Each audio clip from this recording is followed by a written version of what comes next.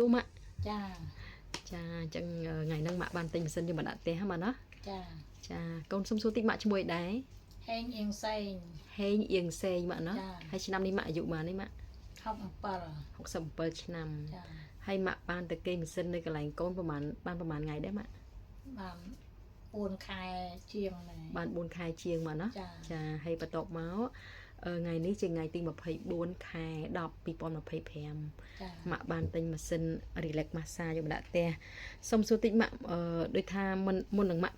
ទៅប្រើប្រាស់ម៉ាស៊ីនកន្លែងកូននោះម៉ាក់ឈឺអីខ្លះដែរម៉ាក់ឈឺជើងហើយចកេះឈឺចកេះមកណាលើសជាតិស្គរចា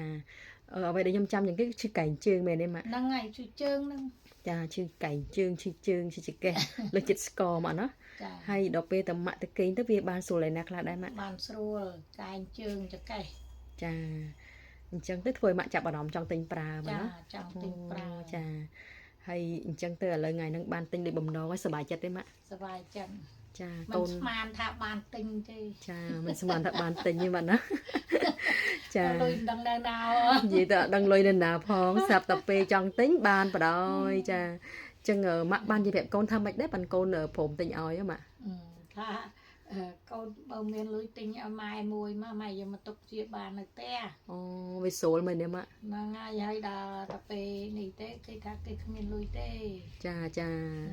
ហើយដល់ទៅពេលនិយាយទៅពីវាម៉ាត់ទៀតទៅក៏គេសុខចិត្តសុខកាយ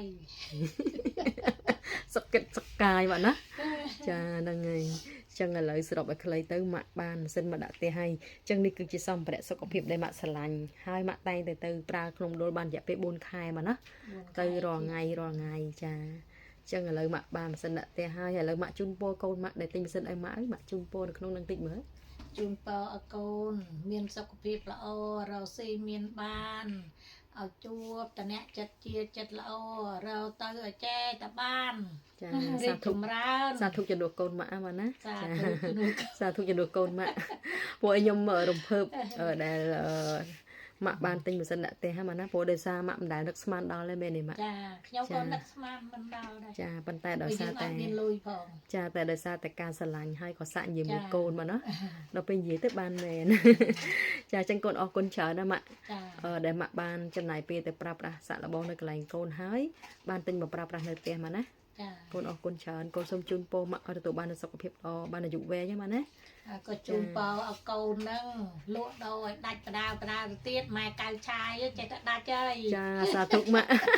មែនតើម៉ាក់ព្រោះម៉ាក់ជាអ្នកម៉ាក់រស់រាយរាក់ទាក់ហ្នឹងហើយអត់ជាប្រកាន់ទេហ្នឹងហើយចិត្តល្អអត់ជាប្រកាន់ទេហើយអញ្ចឹងណាហ្នឹងហើយអញ្ចឹងកូនអរគុណច្រើនណាស់ម៉ាក់ណា